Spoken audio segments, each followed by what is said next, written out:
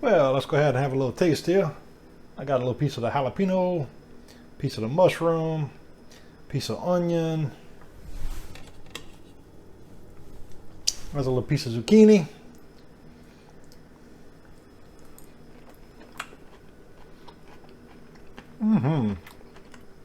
It definitely has a pizza taste to it. Well, I'm not quite sure what I'm gonna call this yet, but basically I got some vegetables and use a little bit of Parmesan cheese, a little bit of yellow cheese. For the meat, this is some ground meat that I actually pressure canned, so this is fully cooked. This is just ground beef. And for the vegetables, I'll be using some onion, mushrooms, two different kinds of bell pepper, a little piece of garlic clove, and a little piece of jalapeno pepper, half of one with the seeds and the white stuff inside removed. And basically, I'm gonna chop all the vegetables kind of thick. I mean, not too fine. You know, do the onion about like that. And for the bell pepper, I'm gonna just kind of chop it in some pretty good sized pieces like that. And for the mushrooms, I'll just go ahead and do it in 4, something like that. And for the zucchini, I'm gonna just cut just regular slices, about like that. And so let me go ahead and get everything chopped up and put it in the pan. And I don't really measure it. This is about maybe 1/4 of a large onion, half of a bell pepper, maybe 1/4 of a bell pepper. Like I said, 4 mushrooms, 1 zucchini, and this is 5 ounces of ground beef. So let me get all the vegetables done first. And as far as the seasonings go, we're going to use a little bit of some Italian seasoning. Not really going to measure it, just kind of sprinkle a little bit in there. A little bit garlic powder. And a little bit of Cajun seasoning. And just so it don't kind of, this is a non-stick pan, but just spray a little bit of my olive oil in there. And go ahead and kind of mix that up. Also, this is the ground meat. This is 5 ounces. And it's fully cooked. So I'm adding to it now. Let me go ahead and get all this mixed up real well. And this is some pizza sauce. And just kind of put a few little drops on top of it. I don't want it real tomatoey, so I'm gonna just do it just like that. I'm not really gonna blend it together. I mean, you could if you wanted to, just kind of, I don't know, just kind of smooth it on top a little bit, just to kind of get it kind of mixed around the top of it. And that's really about it. That's all I'm putting in it. Towards the end of my cooking, I'm gonna add some 2 different kinds of cheese. We got some Parmesan, and I'm also adding a little bit yellow sharp cheddar. And for now, I'm gonna just bake this in the oven just like this, no water in it. I'm gonna do it at 400 degrees for 5 minutes, and we'll see what we got. And I'm just using my little pan as my actual bacon. It actually slides in perfect. And like I said, we're gonna do 5 minutes.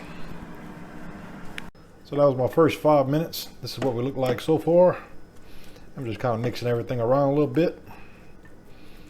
And we're gonna put it back in the air fryer for another 5 minutes.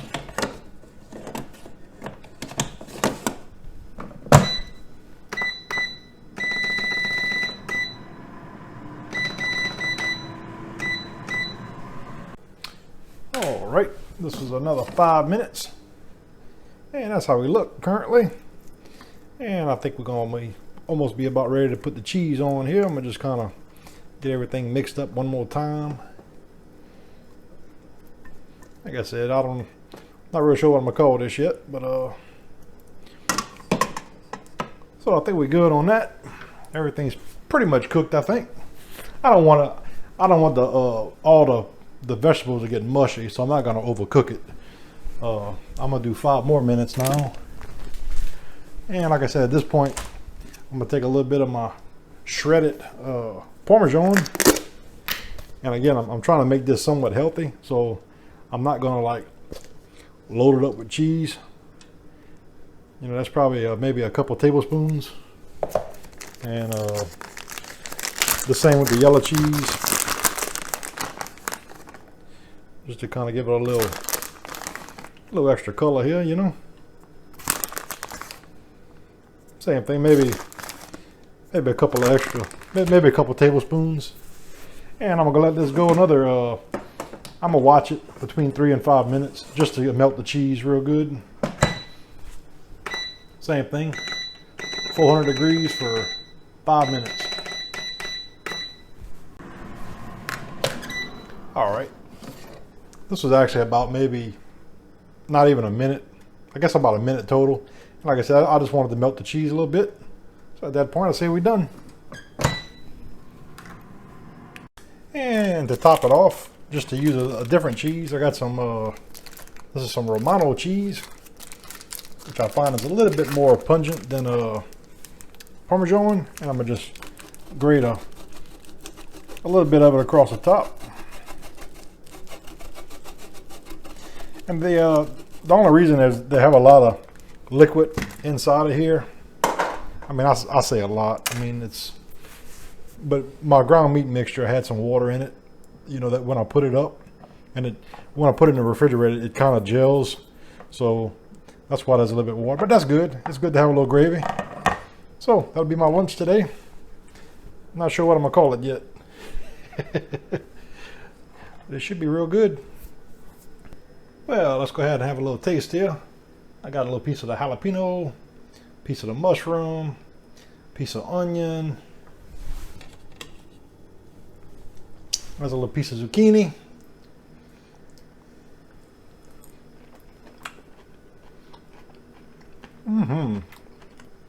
It definitely has a pizza taste to it. But I'm still not sure what I'm gonna call it yet. Like I said, total cook time was about 11 minutes from start to finish. But you know, you don't want to do it where the vegetables become like a mush. I mean, you still want them to have some texture to them. So this is simple, good. Like I said, whatever kind of vegetables you got, throw it in. I used a little bit of pressure canned ground beef I had. If you use any other kind of meat, just cook it beforehand. That way you ain't got to cook it with the vegetables. Because if you try like chicken or pork or something like that, by the time your meat's done, all your vegetables are gonna be like mush.